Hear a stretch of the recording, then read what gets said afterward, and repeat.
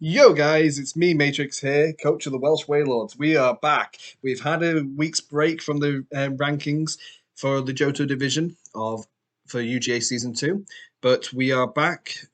With me this week, we have got Masenko and Bryan. Say hello, Masenko. Hello. And Bryan. What's up, guys? We will be doing a brief recap over the past 2 weeks of games, so we've got a lot to get into. So let's just start off and Sit down, strap in, and enjoy. Yeah. Try not to spend too long on all the games, as there are quite a lot. But yeah, so we'll just briefly recap over week two's results. We saw that even though the Landorus never took part in a game again last week, so it wasn't brought, manages to stay at the top of the kill leaders with 8-0. The Fear Xerneas or Milwaukee's, or whatever it is called, Xerneas' Tapu Lele. They managed to creep up onto the kill leaders this week, thanks to their game against the Haverturn Hoopers. And just below them is the Cinderace G-Max of the Poggin Porygons with 7 kills. So yeah, it's nice to see the Tapu Lele just sneak up there. Yeah, definitely. So, we'll start off with just going into the Dark Lord Greninjas versus the Pacific Slowbros. 2-0 win for the Pacific Slowbros. Yeah, that one, even though it says 2-0, there were two really close matches, and they really came down to a turn or two that just went in Otto's favor as opposed to the Dark Lords. Maybe one of those turns goes a little differently. It can turn into a 1-2 or 2-0 the other way. It was a really close matchup. The score doesn't exactly indicate how close it actually was. I don't know. I when I was watching it, I felt like the Slowbros were pretty dominant over the Dark Lords. The Dark Lords seem to just be playing a little bit of a turn behind. I remember they brought the Max Gyarados with the Manectric in the back in game 1, and was it that one? Or no, that was a different game, wasn't it? What was the game plan this week? Because he ran the Electric Berry. It was he ran the Electric Berry on it. I remember the Electric Berry being because it was the Tapu Koko matchup. Like Tapu Koko really went. I think I actually missed this one. I think I missed this game. I just remember talking to Otto about it afterwards. Yeah, I remember I watched it. The main thorn to the Dark Lord side was the Tapu Koko Thievul pairing.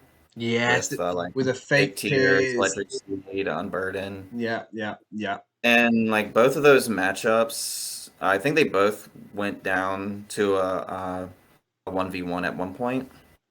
So I think the match was just a little bit closer than the 2-0 indicates. But yeah, I definitely think it's just one of those things where the Dark Lords were just playing a turn behind.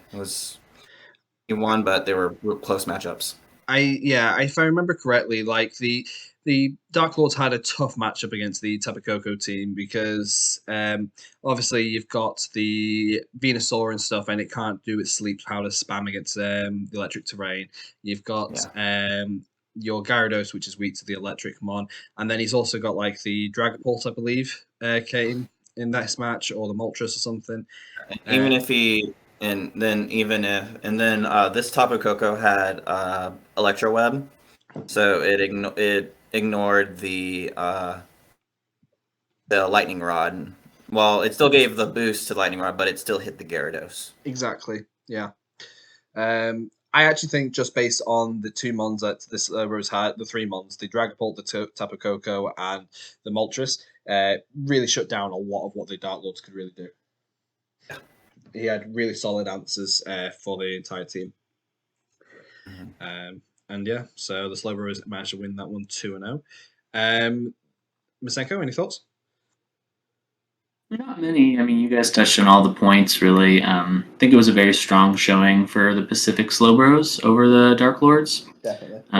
I would tend to agree with Matrix on that one. It just seemed like he was just being outpaced in terms of like especially with the fake tears tech, he could just one shot the Aromatisse on that second game. He one shot something else. I don't completely remember what it was. Game 1. So it was just a very strong control of the game. Honestly, very impressive. Yeah. So the Pogging Porygons versus the Trenton Typhlosions. Was this game recorded? I don't think I it was. don't think it was. No, I don't think I remember them talking about was this the week they sleep? Prankster sleep powder. Spore. Yeah. Prankster Spore. Yes. Your Spore, yeah. Oh, what a game for the Typhlosions. I think they at one point their entire team was put to sleep, if I remember correctly.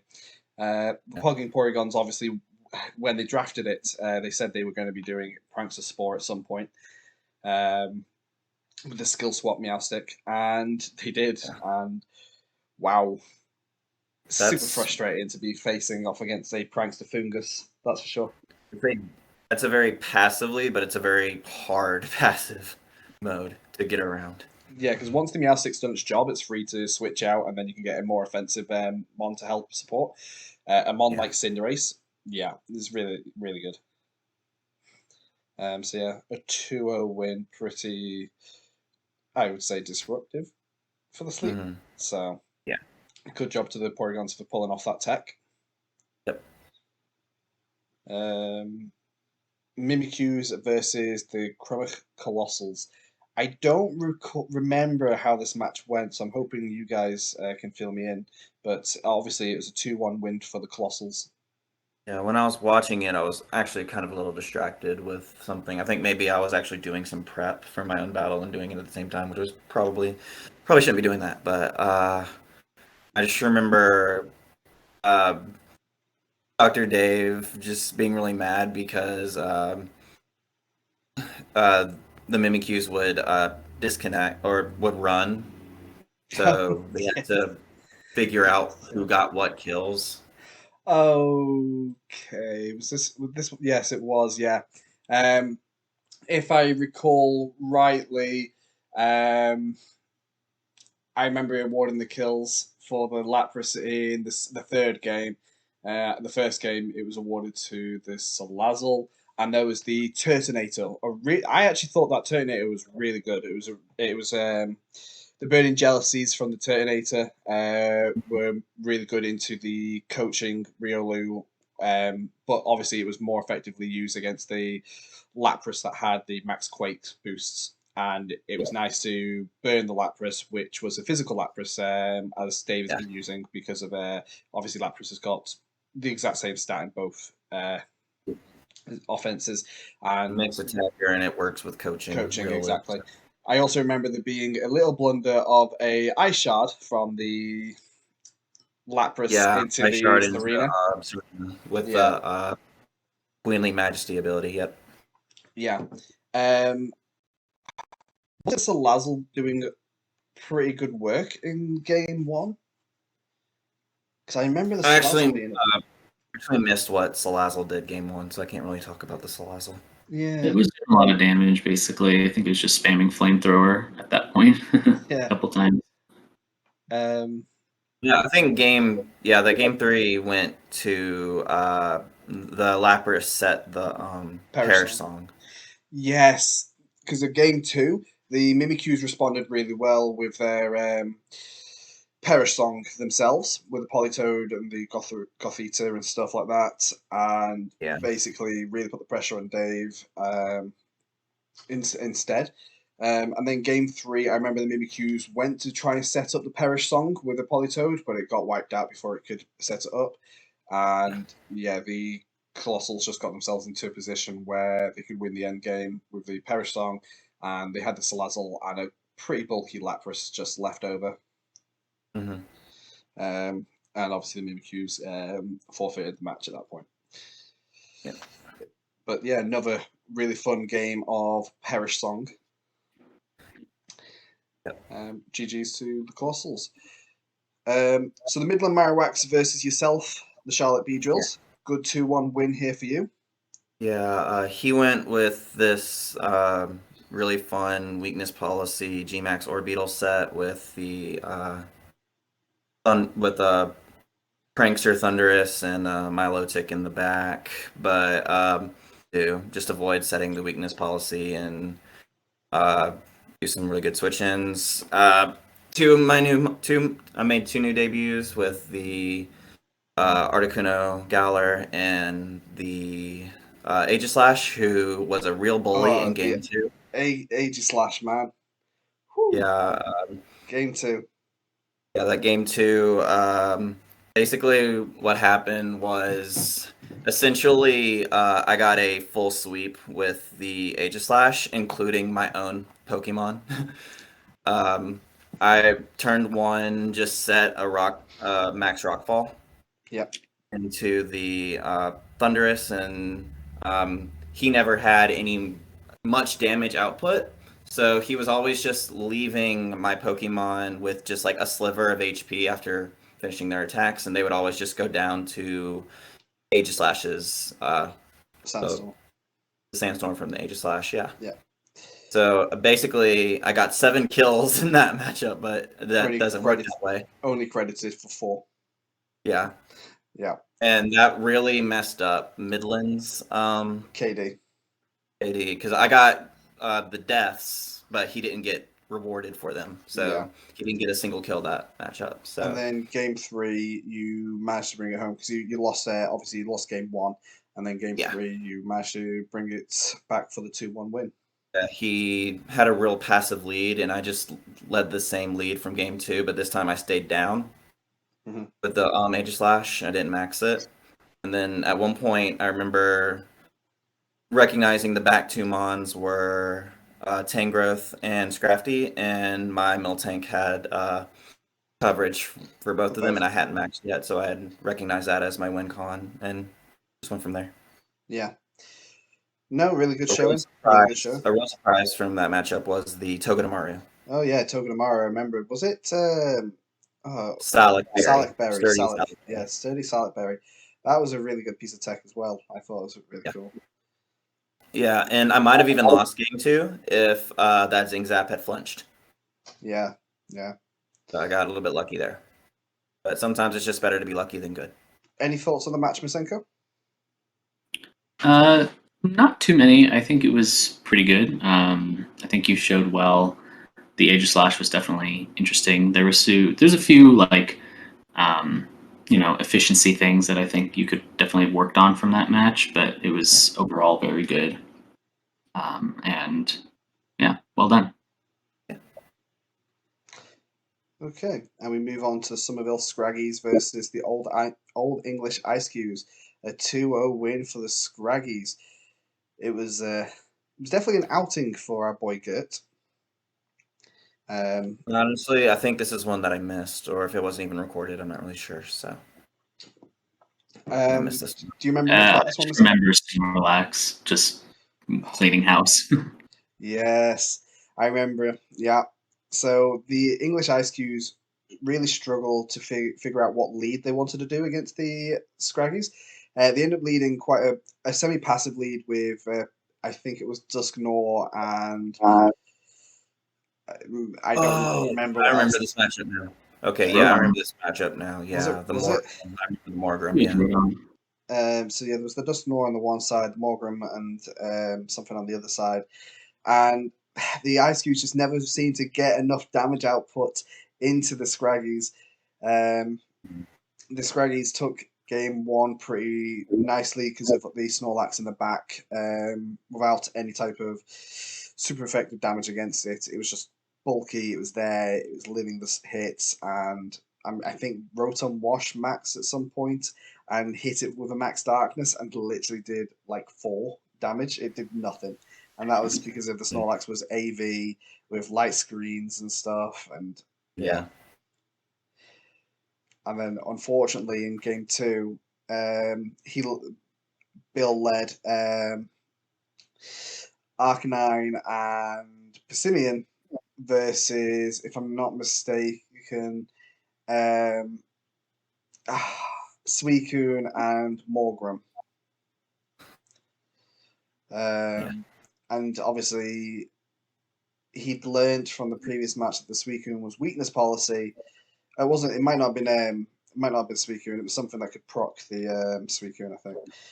But if he'd gone for the beat up, I think he was going to, but then didn't. He panicked a little bit. All I remember is that the Suicune max airstreamed into the Passimian after it had been faked out. Raichu and Suicune. And he was worried about it going for a Volt Switch into the Suicune to activate Weakness Policy and just destroying Arcanine. I think losing the Passimian really put the Eiscues into a bit of a tough spot for the Snorlax in the back, because that Snorlax just, again, a monster on this team. The Scraggies have been really good of identifying the best plays they can make on the turn one, like the Protect with the Raichu the previous week, identifying that they need to remove this Passimian as soon as possible. And maybe if Bill had brought Kangaskhan up front instead of the Passimian, then he could have gone off for a beat up with the Arcanine, maybe gone for a Max Quake into the Raichu to get it really low, whilst boosting his special defense, or go for a Max Flare to reduce the power of the Water type attack coming in. So it was possible, but yeah, Bill's leads were just a little bit disadvantaged versus Tyler's. Yeah. And the damage output just was not there for this match. Right. But yeah, 2-0 win for the Scraggies. We move on to the Drowsy Dracozolt versus the South Korean Swords. Masenko, do you want to talk about this match? Do I? Yeah, I mean, it was a fun match. I think at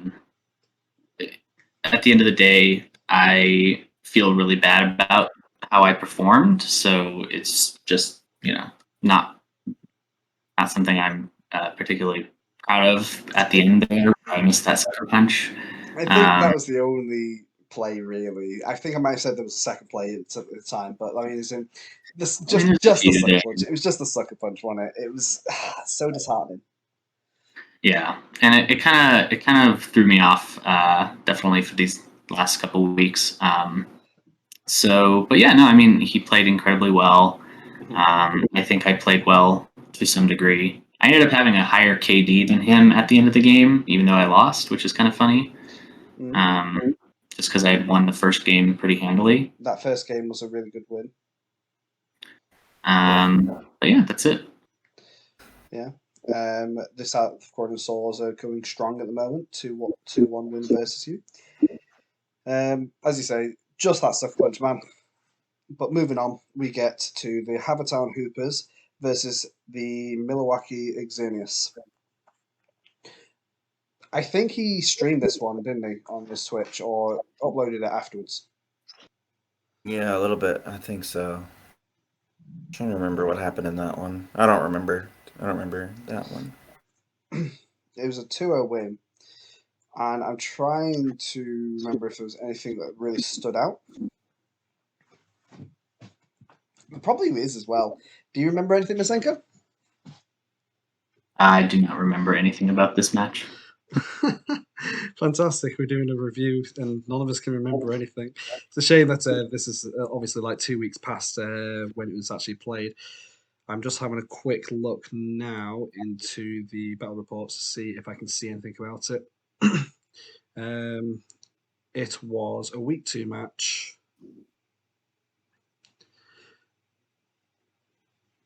And it was one of the first matches played, actually. I think, what's the date today? We're on the 19th. It was played like 12 days ago.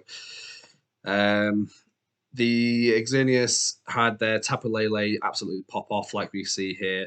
And the looks of it, it could have been led with the Lipard or the Spectre, the Entei. Those were the 4 mons that the Exenius brought. The Spectre might not even seen the field, to be honest, but the Lipard plus Tapu Lele, and it might have been Unburden Lipard paired with Tapu Lele and gone for Fake Tears tech. Yeah. Because I think I've seen them use the Unburdened Lipard recently as well. Like it's really interesting seeing the Lipard be used like that, because it's a way of getting around the Prankster clashing with the Psychic Terrain on his team. whilst also being able to do the stuff that Lipard's known to do, which is really cool. Obviously, we're always used to seeing Lipard be run prankster, and I like how it's been used a different way. It's basically prankster because it's going first. It's Yeah, fast enough. but it also gets the opportunity to attack a lot quicker this way, Yeah. which is really cool. And he's protected from fake out, which is nice. So yeah, the Hoopers, they brought like Mimikyu, Leafeon, the Urshifu Dark, but I imagine it had no chance against the Tapu Lele, the Ninetales, and Duraludon. I think I remember seeing that Duraludon in that second game, and it just got absolutely destroyed. So, Yeah. but yeah, so not much more we can really say. Sorry that we've forgotten about your game. It was very early on. Well done to the Xenius for winning that. I think that's Yash. Is that K? I don't Hey, know. Demarni. That's how you pronounce it. Yeah, who just beat Eevee. So we move on to the Midside Marowaks versus the Far Rockaway Tyrannotars, which the Marowaks are the replacement team for the Miami Heatran. So they played them with a new team, 5 trades that they made.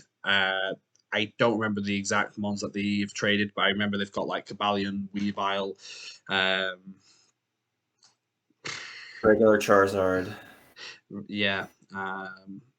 Couple others. They got rid of Jinx and a few others. They got rid of the Hippowdon. So yeah, they've made a few changes to the team.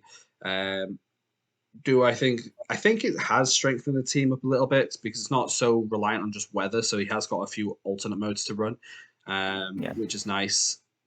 But yeah, they take the win 2-1 versus the Titars. What do we think of this? Did anyone manage to watch this game? I I don't. think this is another thing of we forgot what happened in it. Yeah, it seems to be I the was case. on was here 4 days, but Yeah, I'm trying to think if Lucian even recorded that match, but yeah, Might not. I remember he ran physical Zapdos, and the Zapdos got like 7 kills or something, like really, really high damage. But this is the Merseyside. Yeah, Merseyside ran Zapdos, which got like, physical Zapdos, which got like 7 kills against the Titars. Which is really good because the Titars just brought Indeedee, Blacephalon, Frostlass, Tauros, and Hitmonlee to the game.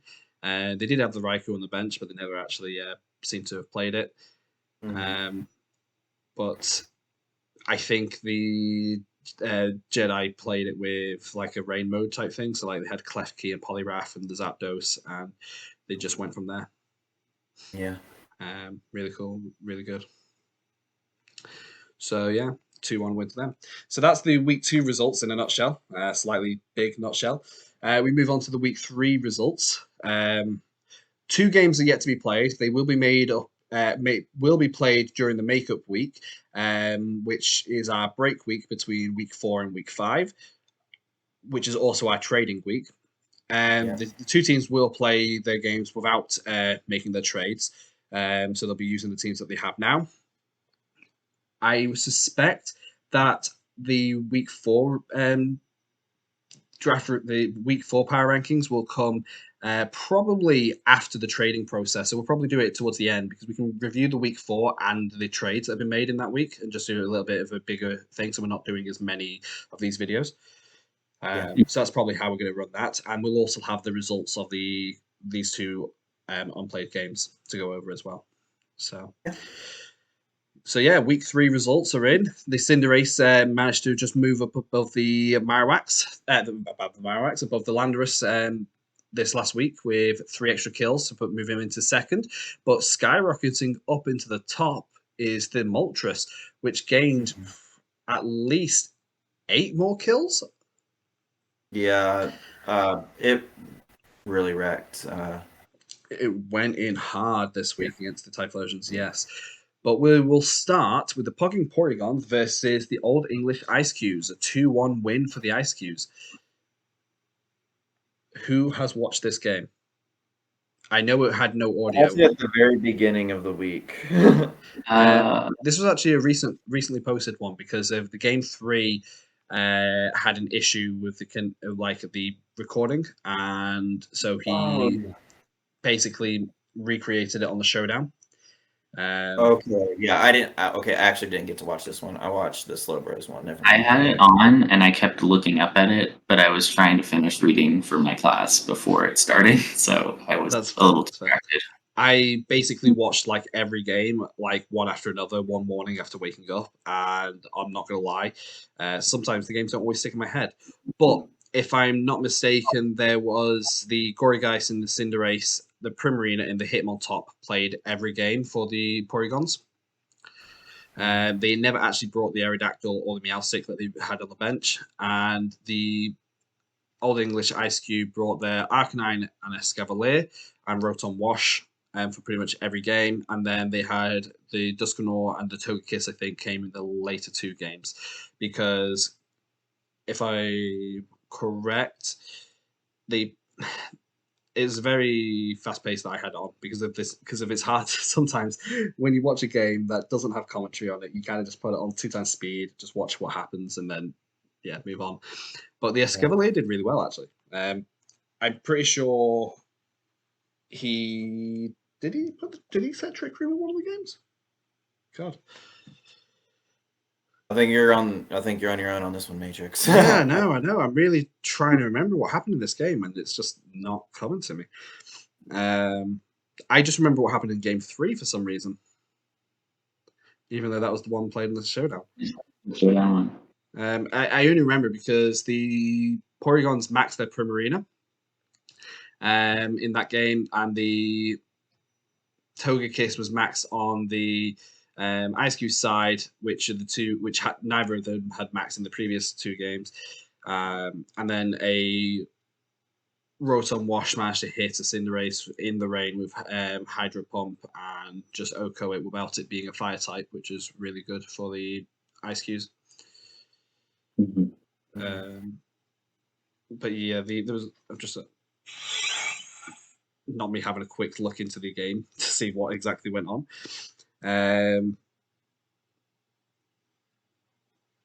Just flicking through the turns. Yeah, so we had the Cinderace and the Gorygeist, Hitmontop, Rotom Wash, the Escavalier.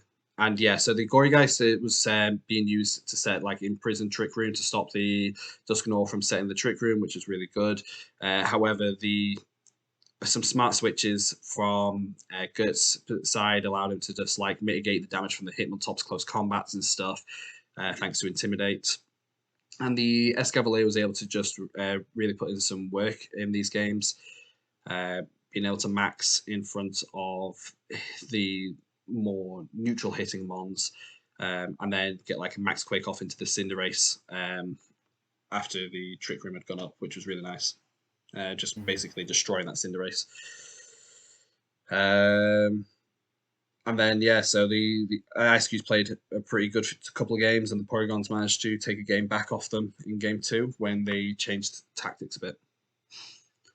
But yeah, that's just describing what having a quick look at now. Yeah, sorry I didn't get a chance to watch that one. Yeah, unfortunately, this is the only one I didn't get to watch. I just remember the Porygons doing a late max with the Gorygeist and go for a max overgrowth into the Arcanine, and that was like, okay, do you have nothing else on the Gorygeist to attack with? But yeah, that was that game anyway. Sorry to you both that we were so bad at remembering what had happened. Failing on our end, but GG's. We'll move on. I feel like that was a long period of time of talking about nothing. Definitely. So yeah, the MK Mimikyus versus the Havertown Hoopers. Really dominant win from the Mimikyus, 2-0 win, and I don't even think the Hoopers even scored a KO. No, they didn't. This one was very much in the hand of the Swift Swim Armaldo, and of course, yeah. Swift Swim Armaldo. It was always paired with Choice Scarf Regieleki. Yes. It was the Alecki was Choice Scarf because he wanted to outspeed. I'm guessing Chlorophyll Leafeon. Yeah, more than likely, and Yeah. it managed to do just that. No, it was really good. I really liked the way they played that, like going for Yeah. the Volt Switch into one of the mons like the Leafeon, just going straight into the Leafeon, and then getting in the Politoed to get up the rain, and allowing the Swift Swim Almalo to just basically one shot that Leafeon that first turn. Max. Yeah, Hoopa's Max Leafeon game 1, but didn't do anything with it, unfortunately, because it was the target of both the Volt Switch from the Regieleki and the incoming Max Flutterby. Yeah. It just got absolutely swept by the Almaldo. And what was really cool is that the Mimikyus were also being aware of the KD differentials and stuff and swapping out the mons if they didn't need to. Like they were able to, they swapped out the Almaldo for the Regieleki at some point just to take the hit because there was all the Politoed just so that there's no need to lose the mons here. He was pretty in control and wanted to keep that KD up high, which honestly later on in the season may just well save him from a tiebreaker. Yeah, absolutely. Really well played. Shame for the Hoopers on that one. Not really much else I could really say. What about you, Masenko? Yeah, no, I think you covered it all. Yeah, no, it was a much more offensive mode I felt we'd seen from the Mimikyus this time. Like a lot of the time we'd seen like Gotharita and Politoed setting Perish Song and being a bit bulkier and a bit more defensive. But this week they seem to just come out a lot more like guns ablaze and like taking care of it. It was a classic weather war between rain and sun, and majority of the time the rain is gonna beat a sun mode. So this is one of those weather wars, and that's how it happened. Rain beat sun. As I say, really like that Regieleki, that with the scarf, the rain dance. He even had scarf rain dance, which I imagine was ready in case like a late game sun that he was down 2 mons and he could always just set the rain and help his Armada, which is really good. Well played. 2-0 win. We move on to the Crymych Coalossals versus the Charlotte Beedrills. 2-1 win to the Coalossals. Bryan, I'm sure you have a lot to say about this. Yeah. So in the matchup going into it, I recognized how good my Rapidash looked into the matchup. He had a glaring fire type weakness, and Rapidash just has a bunch of coverage for a lot of his team, and it basically did. Game 1, I was able to recognize what he was going to do, but I was a little passive. I was a little. I as soon as I saw that, I was like, weakness policy Dracozolt, is that a thing? So even though I was able to identify what he was going to do, I was just a little too passive going into it. But I almost got a reverse sweep with that Rapidash there. Yes. If that Rillaboom didn't have Protect, I think I would have had enough damage output to get a 1v1 versus Lapras, even with a Wakan Berry, because he had procced my weakness policy with Rock Slide. I haven't done the calc, but at a +2, even with a Wakan Berry, I think it might have been enough to KO the Lapras if I had like one more turn. Yeah. And then I think I remember that game 1. You at one point you sent your Rapidash out and then swapped it back for the Thunderous. The Thunderous then took some damage and never actually got to do anything the following turn either, or anything meaningful anyway. And I feel like if you just maxed the Rapidash there before the Dracozolt had gone for an Airstream boost later on, like the Rapidash would have been in a good spot. But that was just a personal opinion. So yeah, I was hoping for like a max lightning into that slot. That was my thinking at the time. And he just went for max airstream into my Mean Chow. And Yeah. I was playing a turn behind, and if I had one more turn, maybe I could have gotten that win, but I didn't. So Yeah, you came really close considering you were like three months down to his 1-1 down type thing. Yeah. And then game two, I just went ahead and procced it myself. I brought a very supportive Blastoise with me, with Aqua Jet to proc the weakness policy on the Rapidash.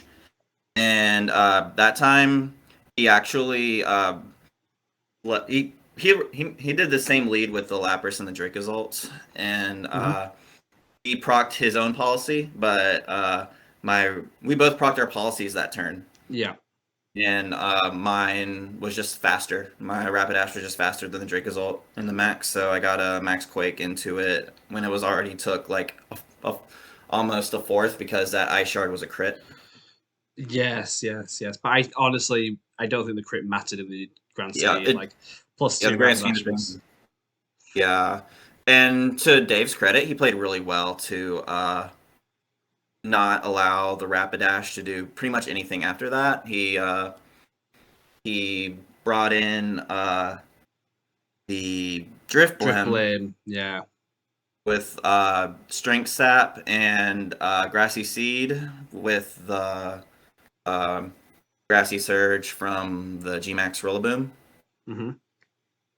And he was able to basically get my weakness policy boosts down to neutral, whilst healing himself up, and you doing less and less damage to it each turn. Yeah, but I just sort of played around it decently well. The only loss I took that one was the Rapidash, but once I knew Blastoise was basically really only there to proc a policy, and then if something had like a Focus Sash, to go ahead and Aqua Jet into that, and after that, basically Miltank and Thunderstarian just was able to KO the rest of the Mons, and so he only got the one KO in game two. Was it was it game 2 or game 3 that I remember seeing your Blastoise go for an Aqua Jet into the Drifblim and literally do nothing? Game 2. Yeah, that was insane. That was probably a roll to kill because that left it at 1. Yeah, like that was already low because it had already Strength Sapped my Rapidash once, and I sent a Max Lightning into it, and it just lived. It lived a +1 with a +1 in defense. So if it didn't have that or something like that, I think a +2 would have KO'd it from there. And then we move on to your game 3, and I think the most notable thing here is the Max Rapidash at the end and the over the Miltank, wasn't it? Yeah. I still think it was a fine max because it came down to a non-maxed Zolt hitting a hustle boosted Bolt Beak into it, and like electric terrain. With electric terrain that you said. So I disagree that maxing Rapidash was the blunder of that. I think it was setting the electric terrain for it was the blunder, because so if that Bolt Beak missed, I had a Max Quake and a high horsepower going into the Dracozolt. So if that misses, I get both KOs, and then it's just Lapras and G-Max Rillaboom. Maybe he survives 3 turns with a Perish Song, but I think I'm in a better spot if that Bolt Beak had missed. So I think possible. I'm not blaming the RNG for that. RNG to really blame. Yeah, but it's just his out was hitting the Bolt Beak onto the Rapidash, and my out was it missing. Yeah, that's just how it goes. It definitely came down to whether this hustle move will hit or not at the end. I mean, there was more to it than that afterwards, but like after considering the Bolt Beat did hit, it was pretty much game. Like losing that Rapidash in one hit when it was basically full health. Yeah, it was exactly. It was rough, but there you go. So you take a loss 2-1, another close match. You're very good at those. Yeah. At least you keep them close, keep them fun. So then we move on now to Masenko, your game. 2-1, loss yourself to the Far Rockaway Tyranitar. And honestly, really close game again, in my opinion. Yeah, definitely another close one. Just a little disheartening with that last crit there. Going through a +1 special defense Wheezing with a Psychic Berry. Of course. Yeah, so you were even boosted, weren't Max, you? those Max Mindstorm from the Raikou, right? From the Blacephalon. Blacephalon, okay. Yeah. And I mean, it's very possible that if they went for a Max Flare into the Wheezing instead, that might have actually picked up the kill. I'm not 100% sure because, I mean, he had set Sun previously.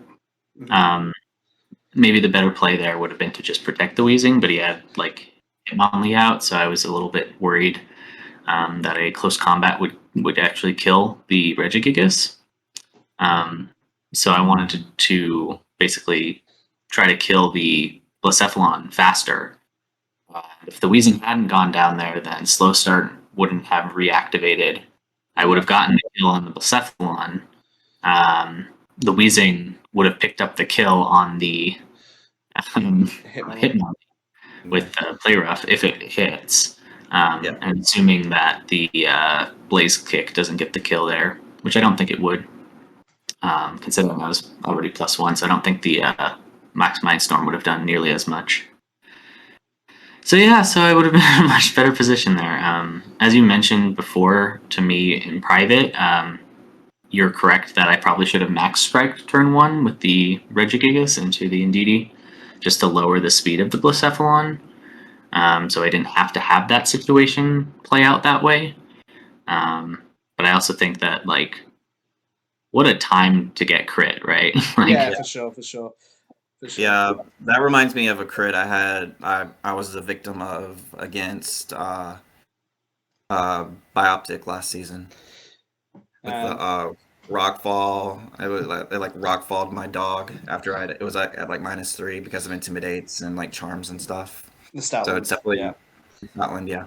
I always find crits, it feels worse when you've set screens or a defense boost, but it's never worse than when you've got a berry for a super effective reducing move and they crit through that berry as well, and it basically means, well, my item is useless here. Yeah.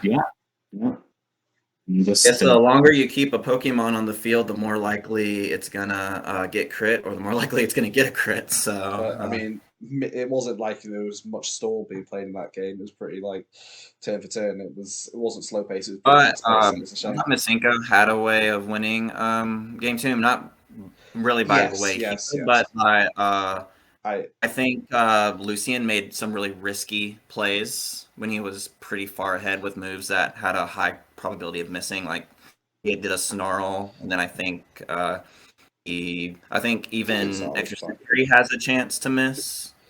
So I think that's 100%. Is it 95 or 100? I don't remember, but I'll have to relook. But I know Snarl has that chance to miss, and then that's true. That is true. So I think was a little game 2.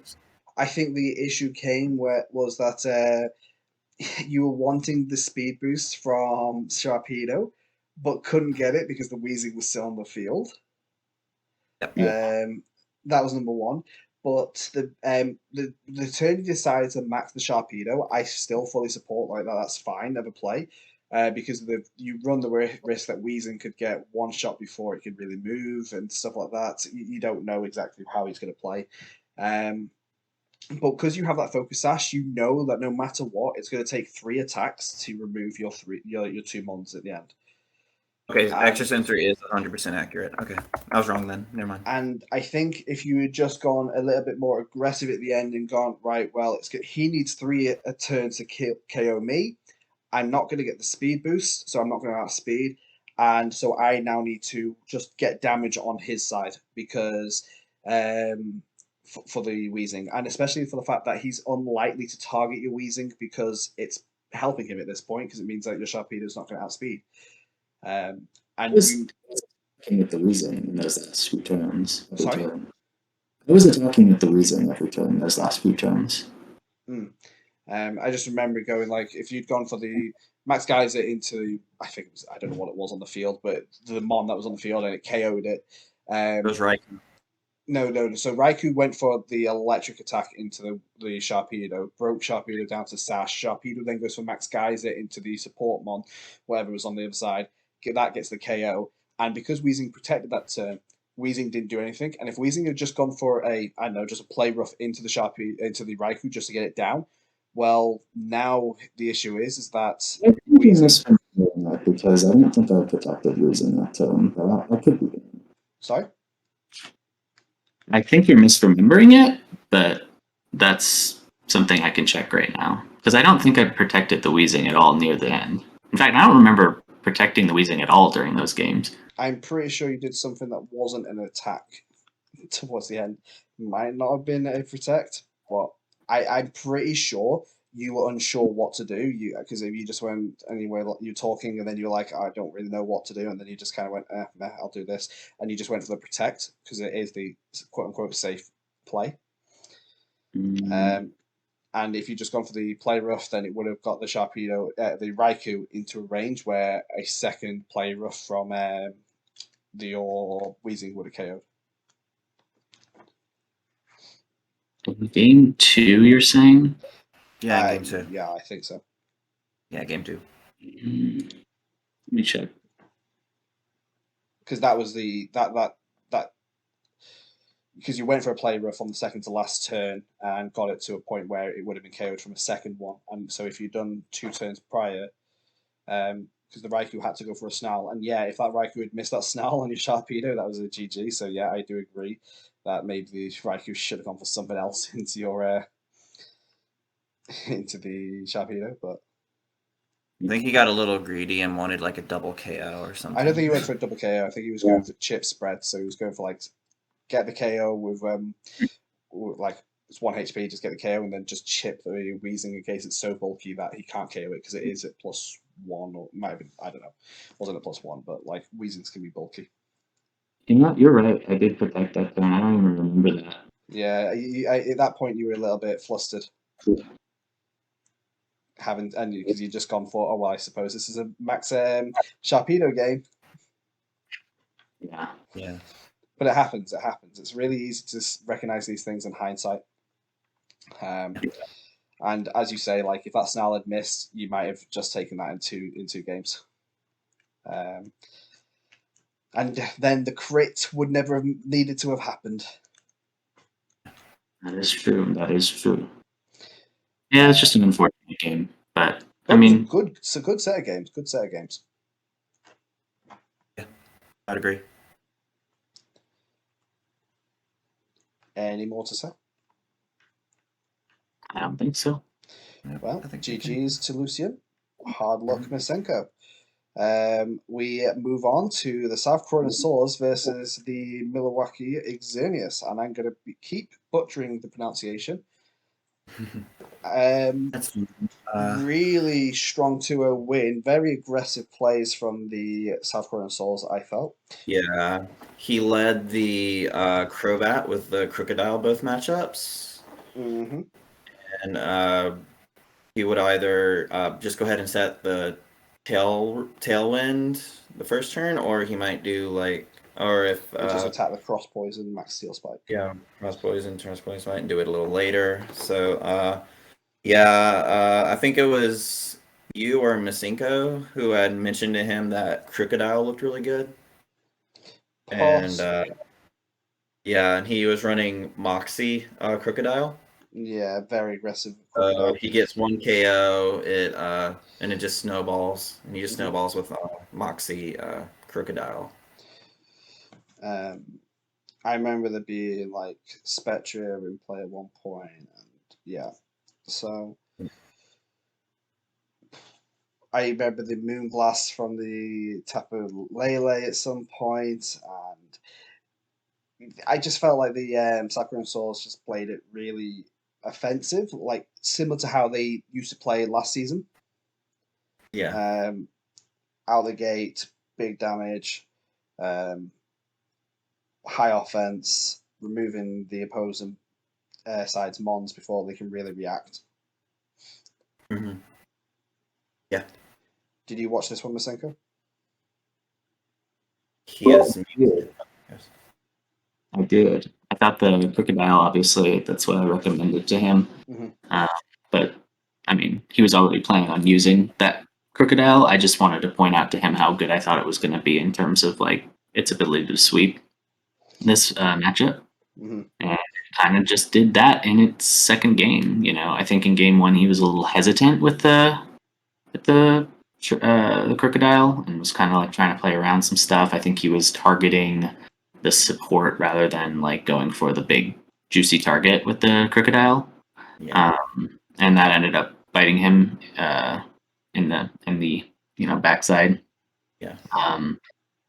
So, but yeah, I mean, like this was just a classic example of like Crizzle has a good aggro team. This team is definitely not as good against aggro, and he can just take advantage of that pretty effectively. And he's a very good player, so he's able to just do that to the best of his ability, and he adapts to make game 2 even more convincing in that regard. Yeah, it's a lot harder as well, considering the Xerneas does have an aggro mode themselves, but it's Spectre with maybe some fake tears or something, and it's a lot harder to run that against a team that's going to be running aggro Crocodile, a Dark type, you know? Yeah, exactly. Just a little harder. So yeah, GG's to the South Korean Swords, 2-0. Mhm. Yeah. That is their third win. He is joined by our next team, our next matchup, the Pacific Slowbros versus the Trenton Typhlosion. The Slowbros being the only other team that is 3-0 at the end of week 3, with only the Somerville Scraggies having potential to be joining them. So yeah, we got a 2-1 win for the Slowbros. The Trenton Typhlosion's win really came from like the tailwind with Garchomp, with Max Garchomp, because I think he said like a tailwind with the Whimsicott, and then he was basically just able to sweep with Max Garchomp pretty much. I think it comes from the fact that the Slowbros expected them to be a bit more protective of their mons than what they were. Like the Typhlosions just straight up went for the Tailwind and Max Garchomp, where the Slowbros, what did they have out in front? I know they had something that threatened. Probably Mr. Mime Galar, and I guess it was Dragapult. Yes, it was. Yeah. Like I think he just didn't expect him to like just straight up max when he had Dragapult in front of it and Mr. Rhyme. Like both of those can just completely destroy a Garchomp, especially like paired up together. Because that Mr. Mime had both Ice Shard and Fake Out, so he could have. I think he was trying to respect the Protect on Whimsicott. Yeah. Yeah. Because that's becoming a lot more popular, throwing a Protect if there's a possibility of a Fake Out going on. For sure. And I think that's, as you say. Yeah. And then after that, I think Otto got all the information he needed, and games 2 and 3 were just pretty one-sided. Yeah, really dominant performance. He positioned the Moltres really well. Might should just take out Mr. Mime pretty well after faking out or putting in an Ice Shard. He just switched it out and kept the fake out pressure in the back. I remember that a couple times. He was able to basically do big damage to the opposing Garchomp when it maxed and stuff, like a Draco Meteor from the Dragapult was doing like at least 3/4, if not more, damage to the Garchomp. Yeah. Like big damage.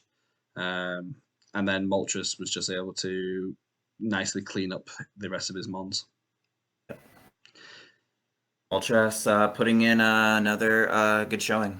Yeah, I think I remember thinking it a little bit weird that he was running I think it's Metagross. I think I remember speaking to Otto Yeah, the after Metagross it. had a weakness policy. Yeah, the it had Metagross weakness had the Metagross had weakness policy, but its choice of moves were a little bit weird to me because it had both Max Lightning and Max Hailstorm.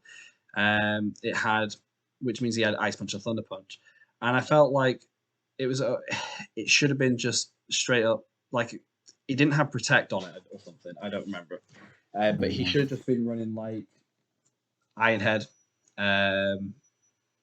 Ice Punch, Rock Slide, Stomp and Tantrum, Yeah. like those 4 moves, and that covered basically all of Slowbro's mons. And not having that extra Rock type move really was a detriment to them, as having that Rock move pressure for Moltres would have been really good. Yep. So yeah, that was just my personal opinion on it. Yeah, sometimes people like the Protect on their Max Mons because it's a clear Max Guard right there, but sometimes I think I identified it with my Rapidash when I when I slapped the weakness policy on it, that it just had a lot of coverage for the entire team, so I was comfortable, even though it didn't result in a win, that I was comfortable just putting 4 attacking moves on it instead of 3 in Protect. And for sure, like I agree, like you don't always need Protect on a mon. It's nice to have it on a lot of the time. But there are opportunities where you don't need to be running AB and you might want to be running a full offensive. Like I ran Metagross last season and I was able to recognize which moves I needed where and when. And I think that maybe the Typhlosion just failed on that. It's not failed, but like just didn't quite reach what they needed in terms of their prep for this week. Yeah. They're I think the Trenton Typhlosions are doing they're exceeding my expectations for the team at the very beginning of the season. I think they've only taken 1-2 losses, even though they haven't won it, but they took one against Masenko. No, they got swept last week, but they took one against Otto, who's a very good player. So I'm very impressed with what that the Trenton Typhlosions have been able to come to these matchups and really show that even with maybe a team that's not the best all around, that he's able to get some at least some set wins, moral victories here. I think for me though, it's just a case of like, yeah, he's getting these set wins and stuff, but it's more coming down to like maybe the less safe plays and the other players just not expecting them to do that, like thinking that he'll play a little bit safer with his mons, but he's playing a little bit aggressive with his team. Like his team is just like pure physical offense, and like that's good and all to get like a win, like a set win or something, but I don't think it's going to be enough to win the matches. I think he needs to be a little bit more on his prep and stuff. Like he's doing okay, but he just needs to spend a little bit more on his game plan as to what he wants to do, rather than just going click tailwind max, you know. And luckily he's got unlimited trades, right, for week 4 after week 4. Exactly. So hopefully, if he's listening, maybe identify like 2 or 3 mons that are doing really well. Maybe the Garchomp, maybe the Whimsicott, the Metagross, and sort of build a maybe a more well-rounded team around them. Maybe with some special attackers, with some better supports. Yeah. What's your opinion on it, Masenko? Anything else you want to add? No, you guys covered most of it, honestly. I do agree with Brian that I am definitely impressed with the Trenton Typhlosions, like creativeness and ability to get some wins on some of the more strong players. I definitely think like Otto is pretty much like at this point. I mean, he's one of the top players, if not the top player in the league. So definitely impressive in that regard. So I think it's a matter of time before the Trenton Typhlosions get a win. But yeah. Okay. Well, anyway, that's the results of week 3. Nicely done, guys. Let's move on to what we've put a quick together ranking as of the end of week 3, because we didn't do week 2. We've just skipped week 2 and gone straight into the week 3, and this is where they stand as of week 3. Unfortunately, though, we can't assess all the teams because there's still 4 teams yet to play their matches, so it's a little bit more difficult. However, as it stands at the moment, going from bottom to top, we have got the Havertown Hoopers. Unfortunately, I don't think they've even won a set yet. And a lot of teams, even the lower ranked teams, have been sweeping them 2-0. Midland Marowaks, the MK Mimikyus. The Marowaks got an 8-0 sweep with their Landorus. The MK Mimikyus just 8-0 sweep them all together. The Hoopers, I think, have only managed to get 4 kills in the 3 games they've played so far. Yeah, they're kind of similar in their composition, at least their record to the London Lucarios last season. Yeah. With, I'm really hoping, showing though, that they can pull a little bit more, like do a set win here, a set win there.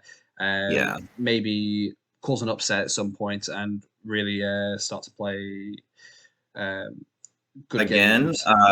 Like I said with Trenton Tide Explosions, you do have unlimited trades to make. So if you're really don't like your entire team of 11, you can literally trade your entire team of 11. Yeah.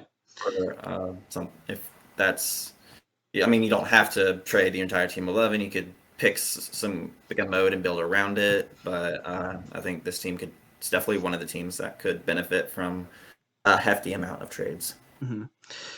Down at number 15, we have got Trenton Typhlosions. We've just been speaking about them and what we suggested they could do.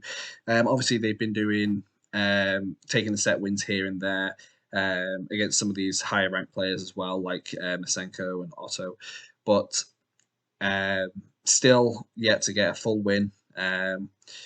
Which is unfortunate. It is unfortunate. I think the team is a lot better than when it was first drafted, and he is playing it well aggressively, but he just needs to tidy up the plays, I would say. Like, just get maybe more well-established game plan for his matches. We got the Dark Lords Greninjas down at 14th. They have got a match yet to be played this week from this last week still. Their game is against, is it the Somerville Scraggies? No, it's the Midland Marowaks. Midland Marowaks. So they still have a game to play, but they are currently winless as well. The only other team that is winless in the division. I do think they have a solid team. But they have had some real tough matches so far. Like they played. I think they have a really solid team. I just think that they had the short end of the stick and got really hard matchups. If I'm not mistaken, did they or did they not play the Coalossals week 1? Yeah. So they've played the top 2 teams on our rankings back to back. Yes, they had the Soars week 1, and then they had the Slowbros week 2, and then they had Midland this week, which he was feeling. I think Samadel was feeling a little bit under the weather, so they just postponed it to the break week. Week 5 break week, yeah. No, so I think the Dark Lords can still come back yet. They've got a great team. He's been playing decently well. Maybe a little bit turned behind here and there on his games, but he's been facing real strong opponents. So maybe his schedule opens up a little bit now, mid-season, and he can start racking up some wins. It's not over for him yet. We got the Marowaks down at 13. As I say, they still have to play their game from this last week, so it's not like we could really move him anywhere. He'd just taken a loss against you and has only won against the Havertown Hoopers so far. I'm going to call it Havertown now. So I think that's the pronunciation. Yeah, so the Havertown Hoopers, they, as I say, they had a dominant win there, but it's against one of the lower ranked teams. I'm still waiting to see a little bit more. It's hard to rank week 3 without having played the week 3 match, so... because week 3 is when the teams start to really shape up in the 8-week season. Team number 12, we got the MK Mimikyus. Yes, it was a really strong win from them this past week against the Havertown Hoopers again. However, they still are 1-2, and their only win is against one of the lowest teams in the division. So I'm sure they've got plenty more to give. They've had really good games so far. And I'm actually really looking forward to seeing how they play. Like they're quite creative with the team as well. Like not stupidly gimmicky, but like smart. Like that Turtonator from last week, these Choice Scarf Regilecki from this week. They clearly have game plans, and I feel like they've just been falling short of just falling short of the luck of the games in the past few in the first 2 weeks. So I'm sure they'll bounce up higher to come. Milwaukee Xerneas are at number 11. I don't remember who they beat. They are 1 and 2. They beat Havertown. Was that Havertown as well? Was it? So yeah, so we've got another team here that's beaten Havertown Hoopers as their only win. They have had some challenging matchups. I mean, they have just faced they have the South Porygons and the Soars. The Porygons and Soars. So. And the Porygons game was pretty close, and the South Korean Soul as well. They are currently up there at the top. Really strong player to face off against, and I don't think it was the best of matchups for them either. So I'm sure the Xerneas team, decently offensive, very disruptive, but also a lot of pure offensive power they have. And I'm sure they'll do better in the next few weeks as well. Absolutely. Number 10, we've got the neutral Merseyside Marowaks. They've only played one game themselves because this is based off their performances, not the team they took over. They did play against the Far Rockway Tyrantars, though, and taking that win against Lucian in week 2. They're yet to play their week 3 match, so it's really difficult to rank a replacement team that's only played one game during week 3. So we'll keep it at number 10 for now. It's a little bit more neutral for the time being, but huge potential to be like skyrocket up the placings over the next week or so. Yeah, absolutely. The Charlotte Bee Drills, you're drop back down to number 9. You would have been higher last week after your win, but taking the loss this week to Dr. Dave has just knocked you down a few places behind him. And I have a similar thing with the Mimikyus where I'm just having tough matchups, and losing out on just a little bit of luck. Mm-hmm. So, but I definitely still think my team is pretty strong. So both you and Masenko, I'd say, are ranked here at like 8 and 9, which is the middle-ish of the league, and the top end of the 1-2 teams, due to the fact that both you'll get all your games. The pair of you, the ones that you've lost have been really close games, like just one turn here, one turn there. It's not been like complete sweeps against you. So even the games that you have been losing, like they've been pretty close in the matchups and could easily have gone either way. It's just, unfortunately, so far, they have not gone your ways. And Masenko is just above you with his Drowsy Drac results at number 8, just due to the fact that he played and close game against one of the most dominant teams of the division. Just falling short at the last hurdle.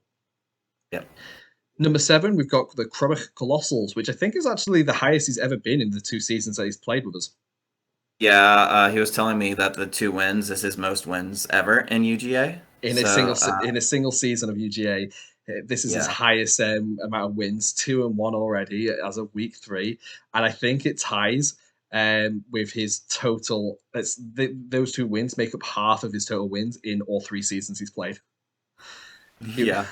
I'm really happy for him. He played really well against me. I'm not salty at all that he beat me. It was a really good game to watch, to be honest, and thanks to that, the 2 back-to-back wins, he just bumps up into the 7th spot.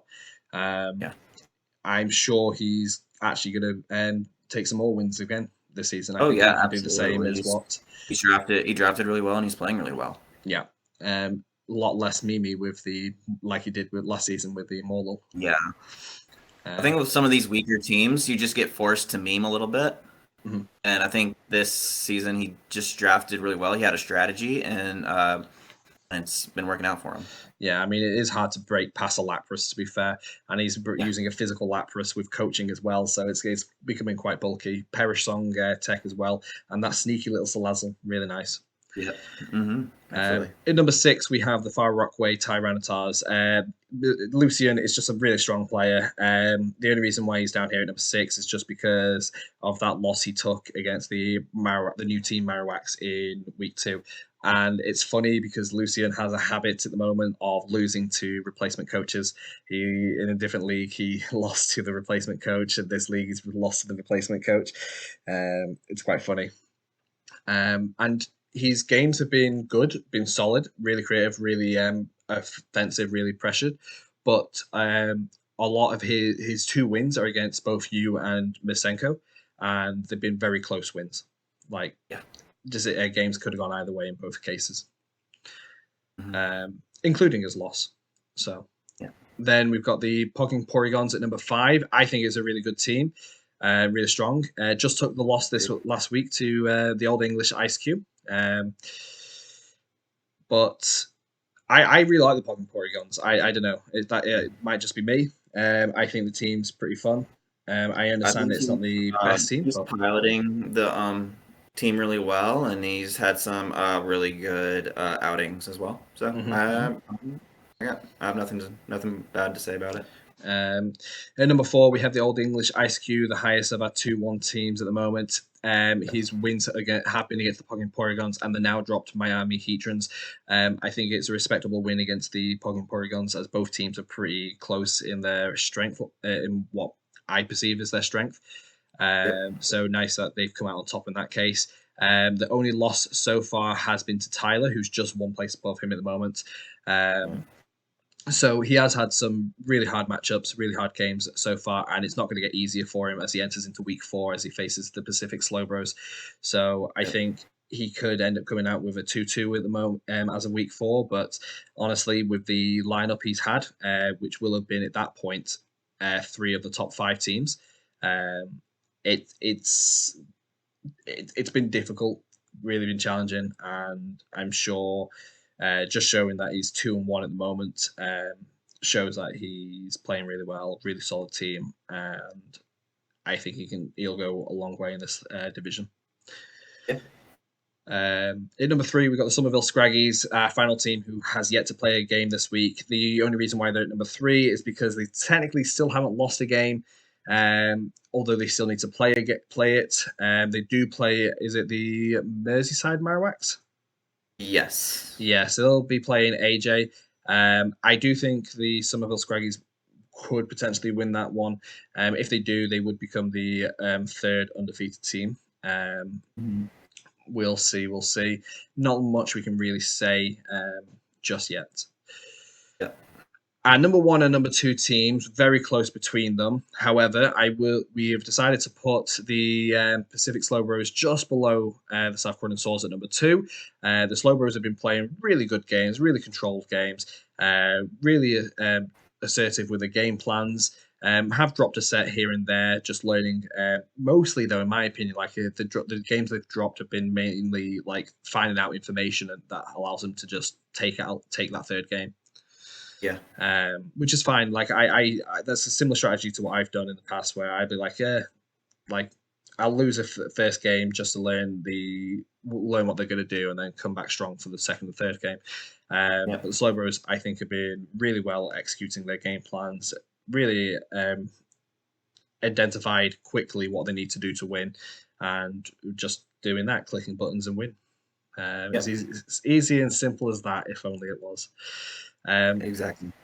But top spot, South Croydon Swords for this week, just because of the sheer momentum they seem to be carrying from game to game, like just offensively just dominating each game. I mean, to be fair, they did obviously have a close encounter with Masenko last week, but the other 2 games they've played so far have been high pressure, higher offense, and really doing some work with the Crobat, the Crocodile, the Glastria, the Pheromosa.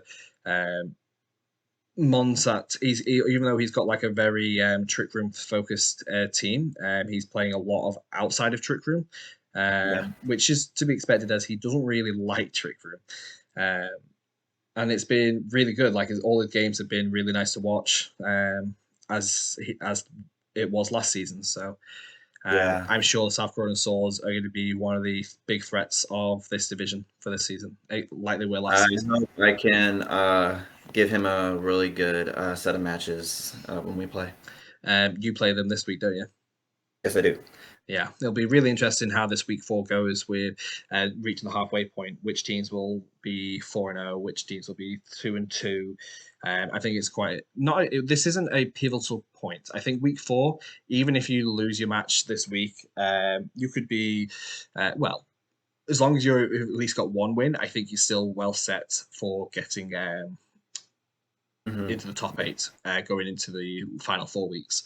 So Really not even too worried anymore about playoffs. I know at the very beginning we were like trying, but I think now I'm really just more focused on giving really good matches and earning the respect of my fellow battlers. yeah, no, I mean, I think that's one of the best bits about your battles. To be honest, like every game you seem to play, even though you do end up just falling a little bit short of the result you want, but like they're always really good matches. So. Mm-hmm. And my Here's commentary is getting better. My commentary is just getting I better. really enjoyed your commentary this last week, actually. I said that to you. I was like, I really enjoyed it. Like, it was really high energy, really good, positive. It was really nice. It was really good to watch, really entertaining, to be honest. And my game, and if I didn't goof up the audio on week 2, I would have had really good commentary there as well. Yeah. So here's hoping you get it right this week. I know what I'm looking out for. So good. All right, so that's our where they stand as of week 3. Again, this is just subjective, all our opinions. I am wrong a lot of the time. Don't worry, don't at me. Hopefully, no, Matrix King here. He's always right, never wrong. yeah, clearly. Stand up for yourself, Matrix. That's not how the Pichu Pick'ems have shown this week. This is the lowest I've ever been. We got the Pichu Pick'ems. We've got a 4-way tie at the moment. I know that's a 1-2-3 podium, but laziness and editing, and I can't be bothered. So we've got 4 teams up there at 67% pick rates. The Lucian, Otto, Samadel, and Tyler all up there with 67% tied. And 5th, 6th, 7th, and 8th, or equal 5th, should I say. We have got Crizzle, Bill, myself, and Zam, with Dr. Dave just behind us at 9th position with 59% success pick rate. Yep. It's actually kind of interesting, to be fair. Like the Slowbros, to be fair, I expect the Slowbros to really be. He's really good at predicting which matchups are more favorable for which teams and stuff, and so that seems to be. He seems to be following that curve, and he's really good at predicting. And I feel like the Scraggies, the Tyrannotars, and Bill and myself, we're all pretty experienced battlers and stuff. I'm pretty aware of most of the teams in the league and stuff in this division, so we all have an idea of like how the each player plays. Same as Crizzle, so I think that's kind of why we're doing so well with the pick'ems. So yeah. And Samadel doing really well with them pick'ems up there. Hopefully, you can start doing as well with your actual games. Hey, if he can get a number 1 on the podium on the pick'ems, but he loses everyone, I think he'll be okay. Yeah. He seems that kind of guy. Well, that concludes everything from this week. Masenko, you got anything else? I know you've been pretty quiet during this whole review. I'm good. Just listening to what you guys have to say for the most part. That's fine. I think Masenko's a little tired. He's had some tough matchups, so he's resting his brain a little bit. As well as his tough coursework and stuff as law school. But we appreciate you being here, Masenko. Mm-hmm. Yeah, well, thanks for having me. Yeah, that basically concludes it. So yeah, thank you both for joining me again. We'll get this posted as soon as we can. We actually didn't spend too long on this time, I don't think, considering we had an extra week of games to be spoken about. Mm-hmm. Probably because I wasn't talking as much. Me just, that and the fact that a lot of the time we got to a game like, what happened? That's just kind of the thing when we had to take a little break between the second week because we just, as 3 individual people with individual schedules, we couldn't find a a really good time to get together, which is unfortunate, but we were able to do it this week. So Yeah. It was my birthday last week when we were supposed to be recording it, so I couldn't. how dare you have been I was born, busy. Matrix? I know. I was busy on my. We usually record these on like Tuesdays or a Sunday if the games have been all played in time, and they weren't all played in time as of Sunday last week, and then Tuesday came around, and I was busy for a good 3-4 days. But no worries, no worries. We are back. We will get you another ranking video probably end of the trading Trade week, week, just so that we can cover all the content. Yeah, Yeah. cover the week 4 matches and then really key trades that were made as well. And probably give you an updated list of all the teams if there's that many teams that have had the trades. But we'll see you then. Thank you all for watching. Thank you both for joining me, and catch you all next time, guys. Peace out. Bye bye.